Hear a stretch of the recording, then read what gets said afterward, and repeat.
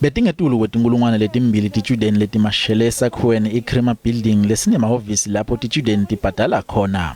Leti-student tithi titawuhlala kuleli bhilidi tize tiphathimandla tinake tikhalo tato.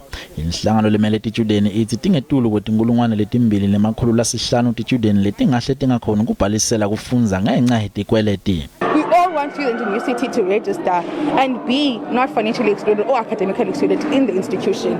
Lo mbhikisho wekusekela lona lokuchubeka eVets. And we're here as the FFSC to fight and protest nationally because the NSFAS has not issued allowances. The students who are being financially excluded, around 2.5 students being excluded, 1.655 fees because of historic debt. Inyuvesi yaseKapa ithi besingekho sidingo salombhikisho ngoba asikho student lesitawuvinjelwa ukuthi sibhalise kungena sidingo.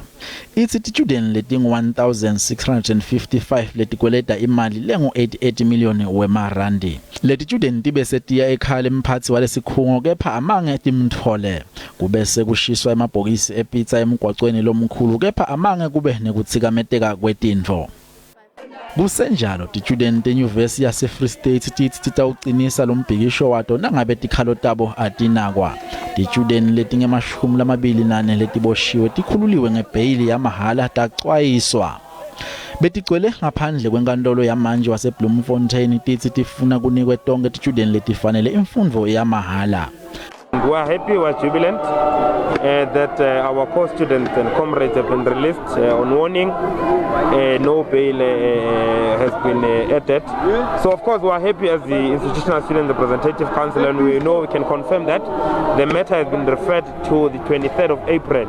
Not even 2/3 majority of senior returning students have been able to register, and only 25% of first years are able to register. So the way forward is that we must be given access to campus because we've seen that it has failed with online registration. Lusha lwe-ANC Free State luyawusekela lo mbhikisho njengoba leti student tikhala ngemfundo yamahala. Baphathi bale nyuvesi baphenya tinsolo tekuthi kuneti-student letihlukunyetwe bonogada bale nyuvesi. Leli cala leti student letinge-28 lihlehliselwe umhla tinge-23 njengoba kusetawuphenywa.